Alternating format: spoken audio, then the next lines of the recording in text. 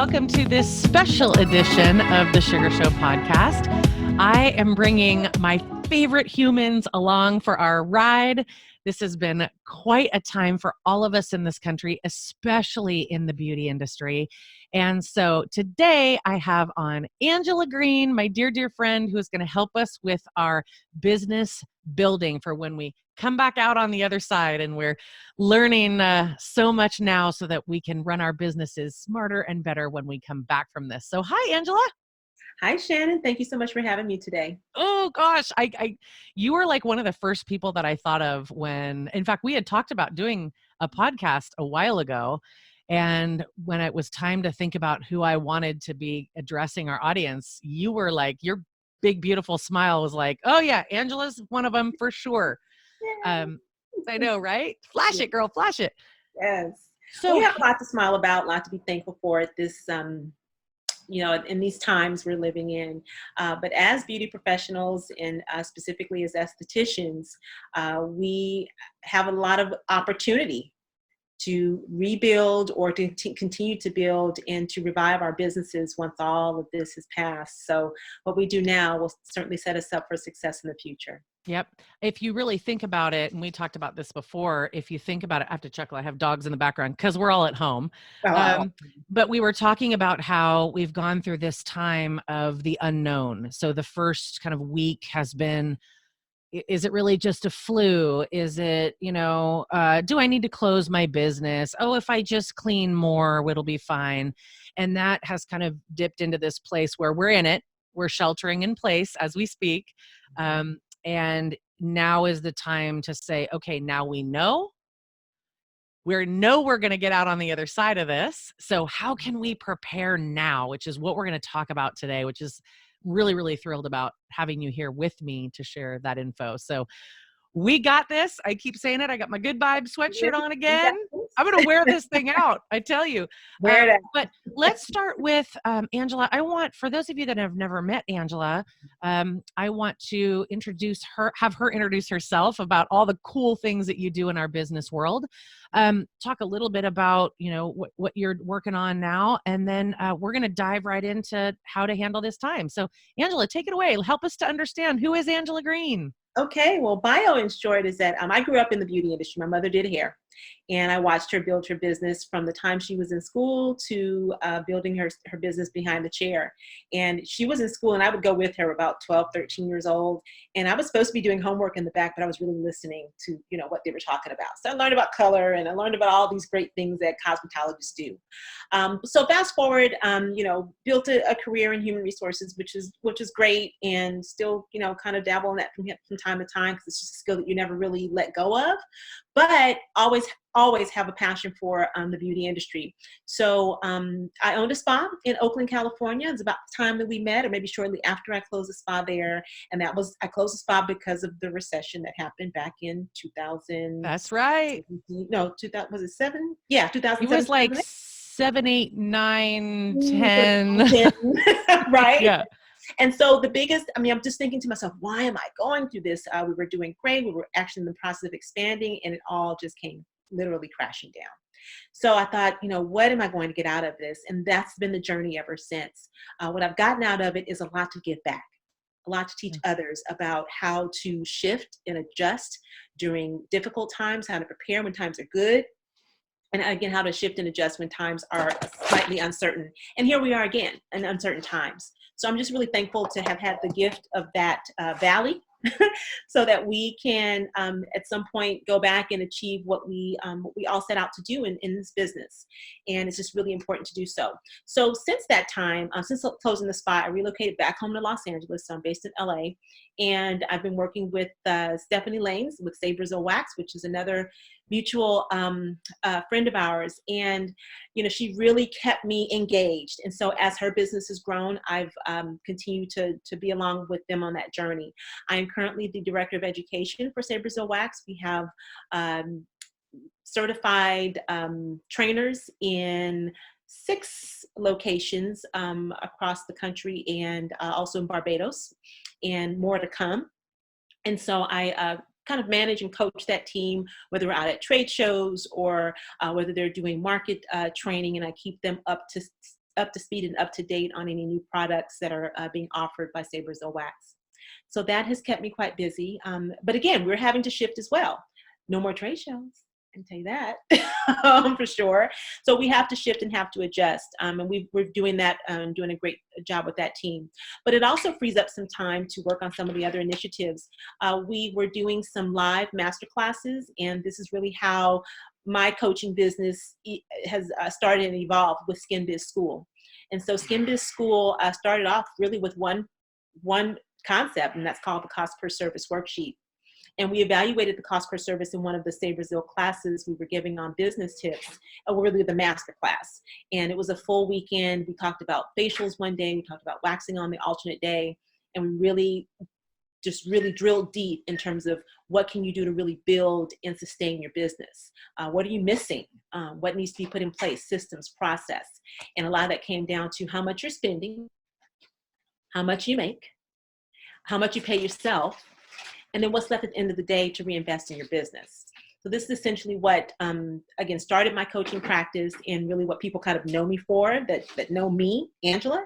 But no, my journey with Sabre Zil has brought up so many great opportunities. And during, again, all these uncertain times and a bit of this downtime, it's a great time to really reevaluate your business. Oh, girl, it is time for sure. So this is really... This has really just laid the foundation for you. You, like me, understand what it's like to have gone through a recession, and we came out the other side of that. So you and I are here to really share with them, we're going to come out the other side of this. You will. Absolutely. And what can we do? You know, the sage wisdom of, all right, we have this time. What can we do now to prepare for reopening? Okay, that is critical. So if you are walking the dog, I know you are sheltering in place, but if you can put on your earphones and walk the dog and listen to this wisdom, this is the wisdom to hear right now while we are all at home trying to figure out what to do. So the time is now. We're going to talk about the business stuff. We're going to touch on it. And then each week, Angela is going to come back into our SugarTribe group, and she's going to address us with some tips and tricks on what we can be doing now. So I know that some of you have been, maybe lingering around the kitchen, cooking, trying to, listening to the news. Well, now it's time to have a plan. So I tell you each morning, get up, get showered. I know you've seen me in my baseball hat the last few lives, but I got showered, I put my makeup on, and it is game on because we are bosses and we're ready to handle this. So every day I want you to have an hour that you put together. You work on your business. You're going to listen to podcasts. You're going to listen to our lives. You're going to pay attention to what we're telling you because we've been there, done that. And Angela and I are going to share with you now tips and tricks on what you can do in that hour, 2 hours that you're going to shut the door, shut the kids out, tell them mom's working the business. Even if you're an employee, work your business. If you are a solo spa owner, work your business. So let's dive in and let's talk about what we can do each day toward that reopening time. Because, it's going to be a party. They are going to be ready for you. Are you going to be ready for them? Grays are going to be grown out for beauticians, for hairstylists. Nails are going to be at their wits' end. Like my dips are going to be, I don't even know, they're going to be this long by the time. Hair removal is going to be at a prime. You're going to need to shift your facials. So let's dive in. So let's talk about the thing that people are going to really feel like they need to do when they come back, which is what services do we offer? How do we make money? How do we, how do we do this? And my concern is that people are going to come out the gate and they're going to be pushing, they're going to be discounting.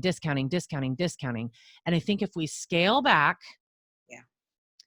and we talk about what our cost per service is, we can make it through. So talk about cost per service and what that really looks like, because it's not pricing. Nope. It's scaling back and talking about what your costs are so that you can set your price. So take it away, my girl. Well, thank you for that, that up there. So one of the first things you really want to do is evaluate, what type of esthetician am I? You know, we can do lots of different things under our licensing from state to state.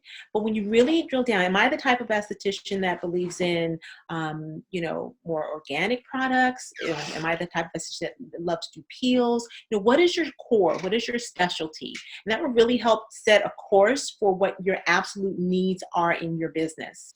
When you get to that, the one thing I really want people to remember when they think about cost per service is knowing the definition between cost versus price. Because people think sometimes when they look at the worksheet or they're asking questions about the worksheet, well, just tell me what to charge. Or what do you charge? That's not it, okay? What are you spending to deliver that service? Are you able to keep up your basic overhead? And are you able to pay yourself? Because the thing that's top of mind is like, how am I going to make money? Mm-hmm. How am I going to sustain myself? How am I going to feed myself? And if you're not present to do, the things can't get done. Okay. And we don't want to go back into business to work basically for free for everyone else. And then we're the ones that are taking the hit. We do want to provide these services, but if we're not smart about pricing, that's what happened in the last recession. Everyone went to deep discounts and estheticians were working basically for free and then sometimes losing money. Losing money and paying clients to come in. You're paying out of your pocket for that client to lay on your table to get this fabulous service, and you're depleted at the end of the day, literally depleted. You have nothing left. So you really have to set yourself up to make sure you're paying yourself in this process. And this is what cost per service includes, so that you really understand what you're spending and what you need to spend so that you can be present. And then you set your price accordingly. And in those instances, you should be setting a price so that you can afford to discount if you need to, but the go-to is not the discount first. You're setting your prices according to what you have to spend and what your service is really truly valued at, and then you can do that. So that's why I say the first step is really determining what type of esthetician you want to be. That 1 hour could be webinars, again, podcasts, getting better with your technique, learning that pressure point therapy you wanted to learn for so long. Sit down for that hour and do it. Talk to your manufacturers and vendors and people you purchase from. Find out what type of training resources they have available for you. And again, there's tons of information and content out there on what to do and sometimes what not to do. But we'll leave YouTube University where it is.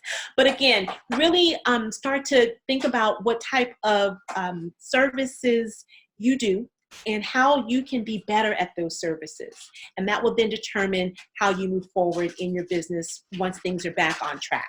Yeah. Once you determine that, you again want to get into your cost per service and really sit down. And that's one of the other exercises you can do. How much am I spending on product, cleansers, you know, sugar, powder, whatever products you're using to deliver that service? You're going to include your overhead, which is essentially your rent, okay? Because you have other overhead that's optional, but you have got to have a space. That's not a question. And then you want to factor in how much you need to make for that hour, that 30 minutes, whatever period of time you're using to deliver that service. And that essentially determines your cost. Once you then understand that, you want to set a margin for what your business needs to make and what you need to reinvest in your business to re-up on product, to invest in new equipment, whatever your goals are, but you want to set very specific goals on what that looks like. And then you can determine a price. But if you've not considered any of those things, we're just pricing off the top of our heads, and that's just not a strategy or a plan that's sustainable. And we have time now. We are all at home. We can sit down and make a strategy and really decide, okay, what is the cost per each service that I do? So once you've decided, okay, I really do facials, but where is the best cost in there? You know, some of these facials might not be, when you cost them out, you'd be like, wow, I'm not really making very much money off that certain facial that I do because it's so product heavy or it's so long, maybe, you know, an hour and a half to 2 hours. We need to scale that back a little bit and work smarter, not harder. I think if you do the numbers and you really say, hey, this hour and a half service with all of these products in it is actually not going to be the smartest way for me to reopen my business. So really take a look at each service that you have and say, how much money am I actually making on hair removal, on the hour-and-a-half facial that I do on the express facial. And talk a little bit about when we're kind of going into budgeting and ordering and stuff, which is crazy to think about when we're sitting at home. Like, I don't even know, when we're reopening, how are we supposed to know what to order? Well, we can plan for that. Yes. And talk about working with vendors. How can we work with vendors so that we are ordering smart when we reopen? Yes, no, that's a great, great topic, and one that really comes up as you're working through those numbers. First of all, take inventory of what you have, okay? Yeah. If you have something that's sitting on the shelf and it's not being used, how can you incorporate it? What are you using during the services? Sometimes, we have our favorites too. You always go for that cleanser. You go for that particular product because you just like the way it smells, or you like what it does on the skin. But take a full inventory of what you actually have. You may have purchased some extra sponges at a trade show and you didn't even realize you had it in the cabinet. Open the cabinets. Open the cabinets. Pull the stuff out. Look at the stuff. Clean off the bottles. Know what you use more. Check for expiration.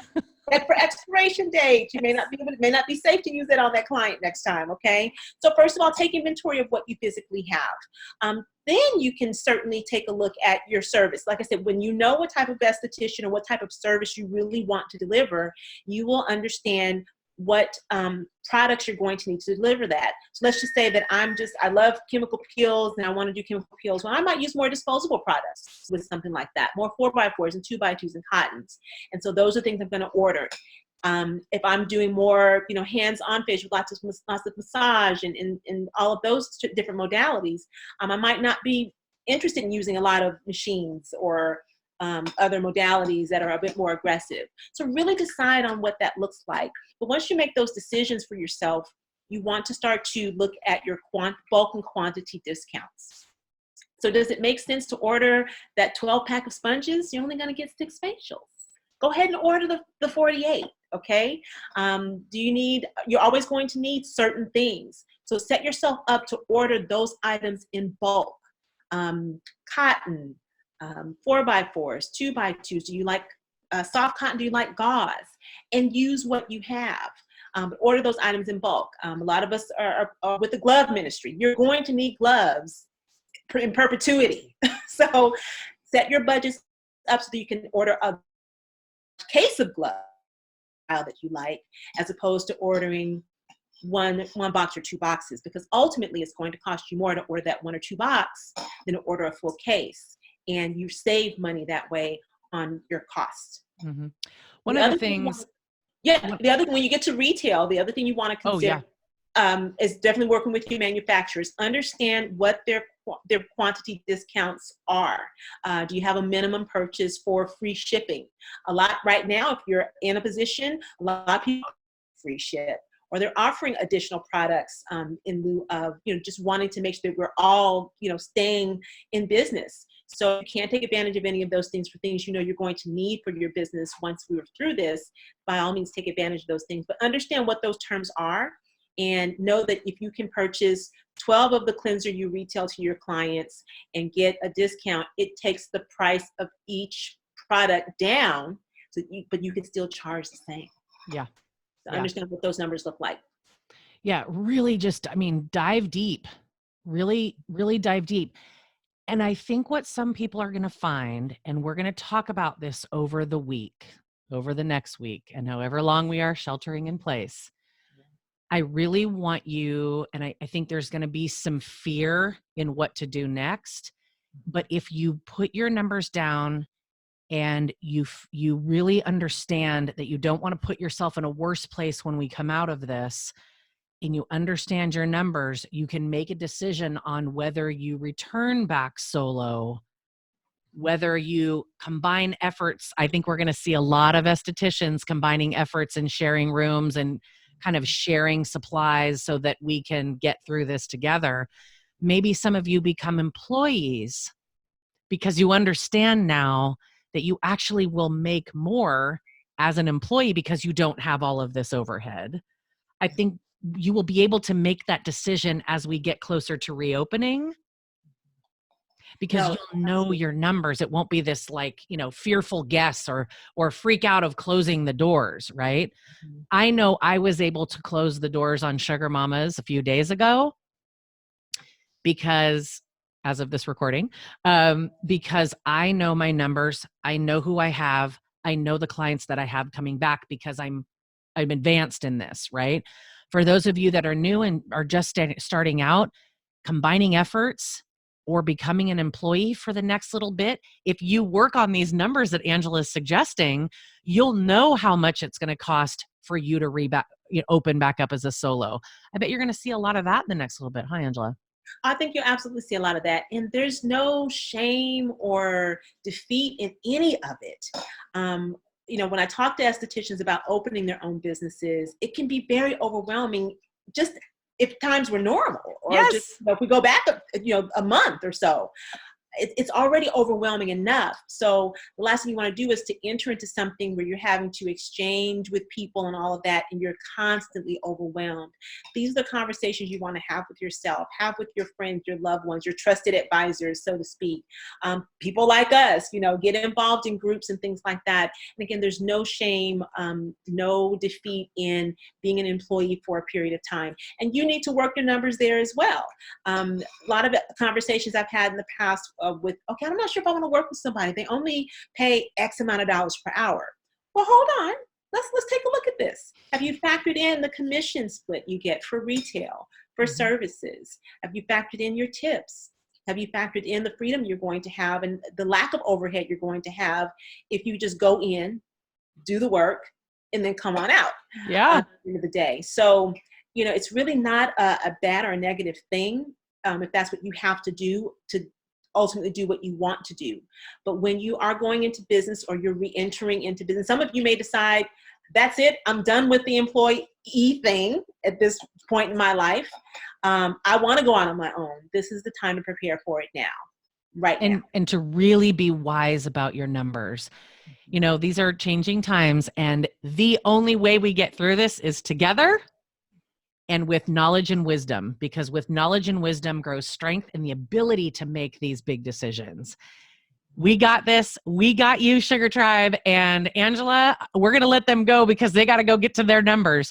Yes. I am going to put your links to your cost per service. Tell them the 2 worksheets that you have. Yes. So one worksheet we have is called the Weekly Productivity Worksheet. It's about building good habits.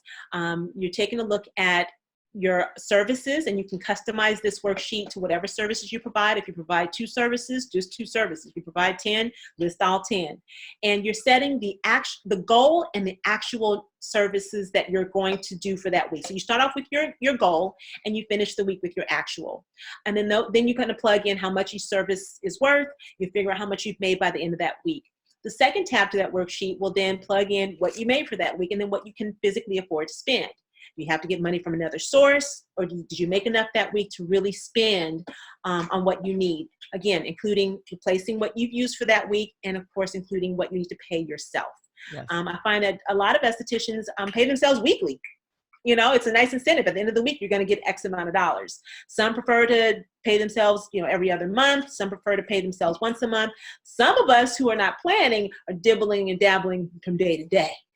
So been there, done that, right? Okay.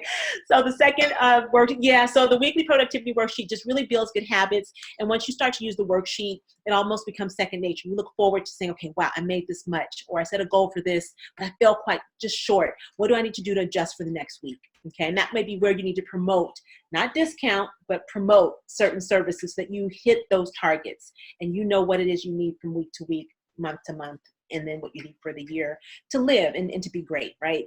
Mm-hmm. The second one, of course, is the cost per service. Very popular worksheet where people plug in. Again, you can plug in as many services and duplicate it as much as you want, but you might plug in your top 2 or 3 waxing services and your top 2 facials. I highly encourage minimizing services as much as you can, but that's another podcast. So we'll get to that. Another podcast, we'll get to that. But you want to really list out, if you're doing, a sugaring service, how much sugar am I going to use? How much powder am I going to use? Based on ounces. You're really, really breaking this whole thing down. Am I using anything to, wipe the client clean after, or to remove any residue? You're really going step by step, product by product, what is the total size of that product. If it's 16 ounces, you're going to break that down by how many ounces you're going to use per client. I mean, it's a real breakdown. Mm-hmm. And once you get through those numbers, at the end of the spreadsheet, you should have something to put back into your business. And again, this is that something that you're going to plug back into the weekly productivity worksheet. So again, they do work hand in hand. They can also work solo if you already have systems and process for either or, but they do work well together so that you have a plan and you know how to price your services according to what you are spending and what you need to pay yourself to sustain yourself in this business. I love it. Get down to it. Okay. So remember, this is a special edition podcast. It will be only up as long as we are sheltered in place. And then we're going to come back and do a fresh new podcast in our new normal with Angela talking about, once we get on the other side of this, what to do from here on out. A lot of similar advice, to be honest, but she's going to be saying, hey, did you do your homework? Because I gave you time. Yeah. Shelter in place has given us time to do our homework. Yes. Now is the time. So my dear sweet Sugar Tribe, we got you. Angela, thank you so much for being on the show. Thank you for having me. And I look forward every week to get some new tips and tricks on how we can get through this time and get to the other side. We got this, girls and guys, and we look forward to seeing you very soon.